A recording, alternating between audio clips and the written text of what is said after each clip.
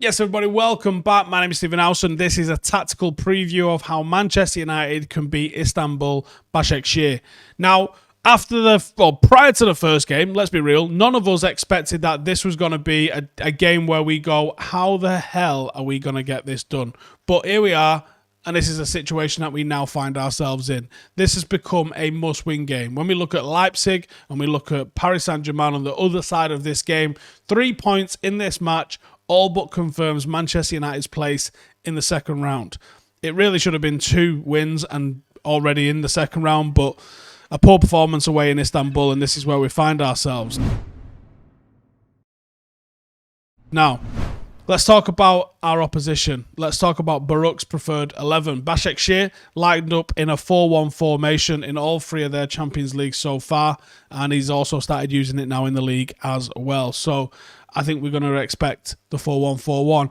He's used a very similar team to the one that beat United in the reverse fixture in the league games that have followed. Gunnock will start in goal. Skirtle and Bruno will be ahead of him at centre-back, looking to frustrate United and maybe be a little bit physical with it again. Bognoli and Bombo is going to start at left-back, while Rafael, who I thought was fantastic, probably one of the best players on the pitch in Turkey, will play on the right-hand side of defence again. Özcan played as the holding midfielder in the away game, but he's featured as one of the more advanced midfielders alongside Kahevci in recent games in Turkey. Topal has since returned, and I think he's going to be the one that's going to be sitting in front of the Basaksehir defence on what is probably going to be a really busy night for him. And I just got this weird vibe it's going to be totally different at Old Trafford. The guy that we identified prior to the last game, Edin Vishka, scored their second in the away game, and he's going to start on the right-hand side again, with Turuk expected to keep his place on the left. Demba Ba has been keeping Crivelli out of the team of late, and I think he's going to start again as the sole striker. Hopefully United can, I don't know, mark him at a corner this time round rather than just let him run right across the halfway line. Starman, again, it's going to be Visco. When you go into a match against a team that's got one standout player, the last thing that you want to do is give that player the space to make an impact, and that's exactly what United did last time around. Vishka ran from the right, found himself in acres of space at the back post to put Basaksehir 2 goals in front, with Shaw and Maguire nowhere to be seen. It is likely that Tellers is going to be the man that's tasked with stopping him this time around. If he's successful, it's unlikely Basaksehir will cause us too many problems. Concentration, I think, was one of the things that let United go in the first leg.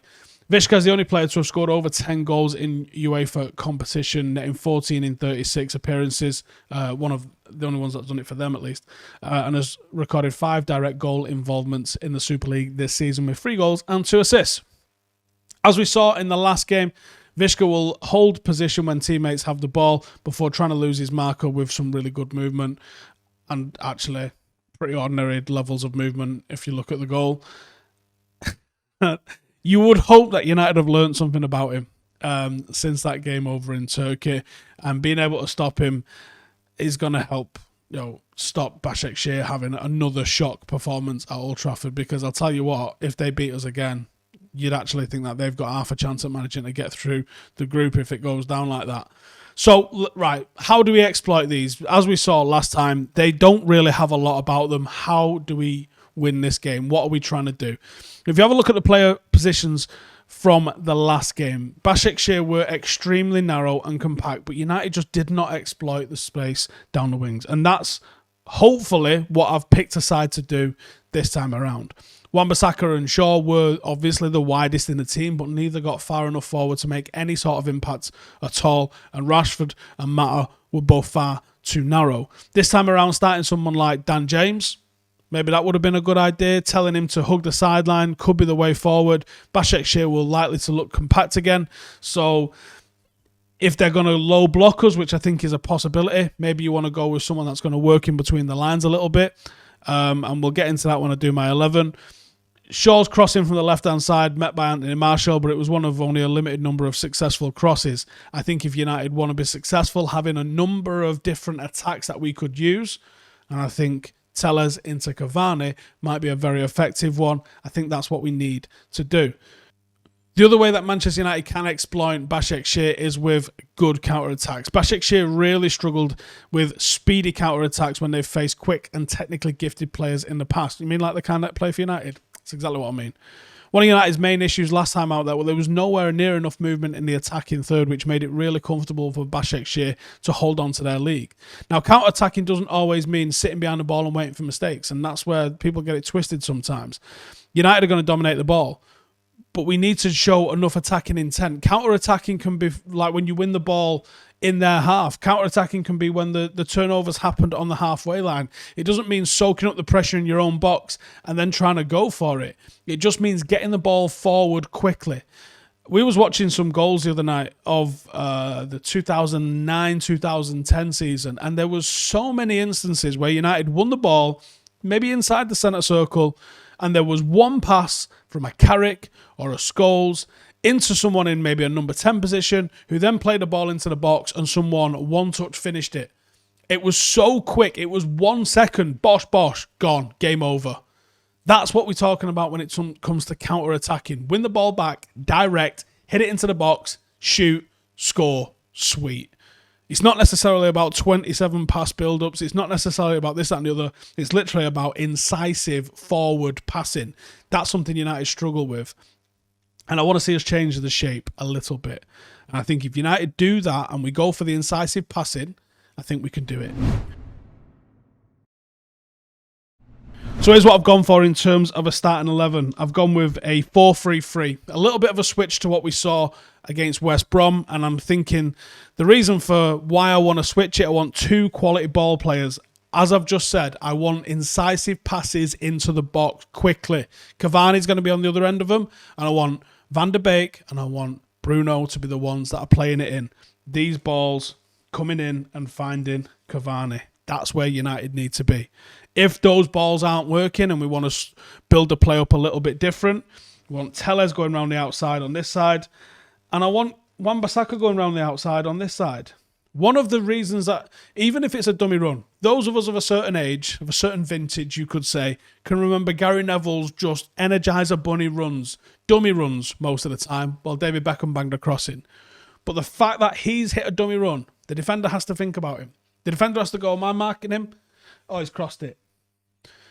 Those dummy runs are help. I want to see Wan-Bissaka on the dummy runs, because that Wan-Bissaka dummy run, whether or not Mason Greenwood's going to cross, let's be real, he probably won't. It allows him to come inside, dribble inside, and maybe shoot himself. If he's not doing that, he can just shoot, or he could lay one off, in for Van der Beek, in for Bruno, inside the box. I'll go through the team. I should have done that at the top, really, shouldn't I? Back 4, Wan-Bissaka, Telles as fullbacks, Axel and Maguire. Ollie mentioned on Friday a little bit about Lindelof's back being a bit rough. Let's not push it with anybody at the moment. I don't think that's prudent for us.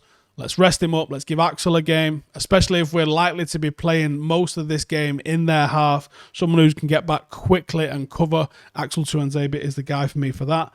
Scott McTominay, give him the job of just sitting in this little box here and stopping anything coming over the halfway line. A disciplined performance. But all I want from him is get the ball and then pass it to Bruno and pass it to Van der Beek. That's it.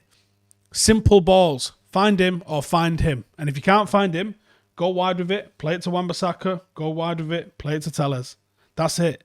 Very simple job for McTominay. Win it, give it someone else. Win it, give it someone else. Win it, find this guy. And then let them advance it over the halfway line. One of the reasons I've played a 4-3-3, when you have 2 number 8s, and they're 2 number 8s in Van der Beek and Bruno, who are going to be trying to push and trying to get beyond and occasionally get into the box themselves as well, that forces your forwards to be a little narrower. When you play the 4-2-3-1, I think you can get them all bunched up, and certainly the way United play it, and why I didn't want to play Mata on the right-hand side, is because Greenwood will hold his position out there, and you have to deal with Greenwood. Now, obviously, if he's not ready to play, he's not ready to play, and that might be where Dan James comes in here.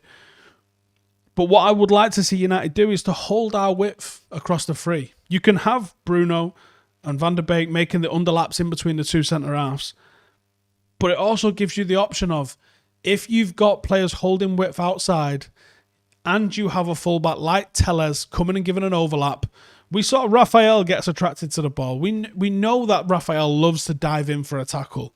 So let him dive in. Let him draw him out.